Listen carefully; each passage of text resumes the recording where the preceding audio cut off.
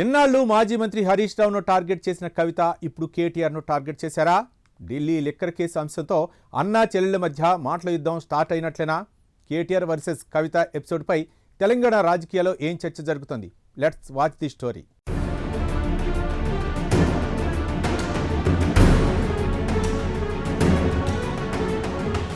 Delhi liquor కేసులో జాగృతి అధ్యక్షురాలు కవితకు rouse avenue court clean chit ఇచ్చింది.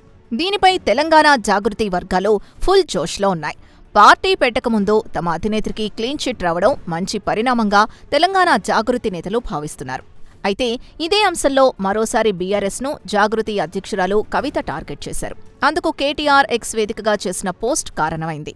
మద్యం కుంభకోణం కేసు పేరుతో కేజ్రీవాల్ నేతృత్వంలోని ఆ ప్రభుత్వాన్ని కూల్చారు. ఢిల్లీ లిక్కర్ కేసు ప్రభావం అసెంబ్లీ, పార్లమెంట్ ఎన్నికల్లో బీఆర్ఎస్పై పడిందని కేటీఆర్ ఎక్స్లో పోస్ట్ చేశారు. ఈ కేసులో కవితకు న్యాయం దక్కిందని అన్నారు. కాంగ్రెస్, బీజేపీ కుట్రలు తేటతెల్లమయ్యాయి. ఢిల్లీ లిక్కర్ కేసులో చివరికి న్యాయమే గెలిచిందని కేటీఆర్ స్పందించారు. దీనిపై కవిత ఘాటుగా రిప్లై ఇచ్చారు.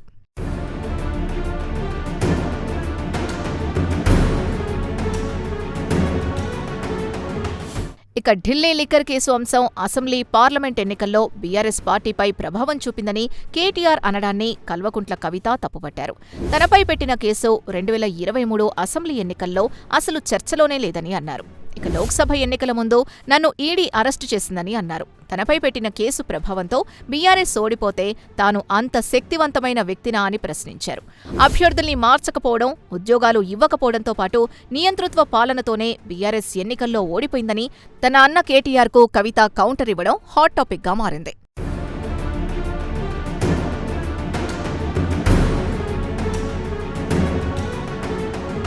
మరోవైపు కల్వకుంట్ల కవిత తొలిసారిగా కేటీఆర్ని టార్గెట్ చేశారని పొలిటికల్ సర్కిల్స్లో చర్చ జరుగుతోంది. కవిత బీఆర్ఎస్ పార్టీలో ఉన్నప్పటి నుంచి హరీష్ రావు, సంతోష్ రావు టార్గెట్గా విమర్శలు చేశారు. గులాబీ పార్టీలో జరుగుతున్న పరిణామాల్ని వివరించారు. బీఆర్ఎస్ నుంచి కవితను సస్పెండ్ చేసిన తర్వాత పార్టీకి ఎమ్మెల్సీ పదవికి రాజీనామా చేశారు. తెలంగాణ జాగృతి తరపున రాష్ట్ర వ్యాప్తంగా అన్ని జిల్లాల్లో పర్యటిస్తున్నారు. మే నెలలో కొత్త పార్టీని అనౌన్స్ చేయబోతున్నారు. తన రాజీనామాను ఆమోదించాలని శాసనమండలిలో కవిత చివరి ప్రసంగంలో తన తండ్రి కేసీఆర్ను టార్గెట్ చేశారు. గులాబీ బాస్ కేసీఆర్ పాలనపై మాట్లాడారు.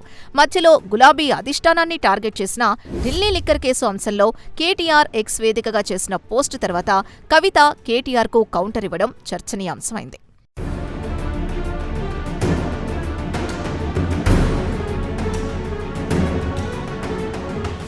ఇక కల్వకుంట్ల కవిత సొంతంగా పార్టీ పెట్టి రాజకీయ ప్రస్థానం ప్రారంభించడానికి సంసిద్ధమవుతున్న తరుణంలో ఈ కోర్టు తీర్పు ఆమెకు బలాన్నందిస్తోంది.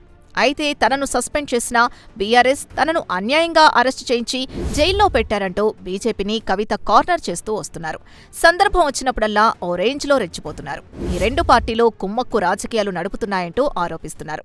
ఇప్పుడు కోర్టు తీర్పు తనకు అనుకూలంగా వచ్చిన నేపథ్యంలో ఆమె స్వరం మరింతగా పెరిగే అవకాశం ఉంది. ఆమె మరింత గట్టిగా బీజేపీపై దాడికి దిగే అవకాశం ఉంది.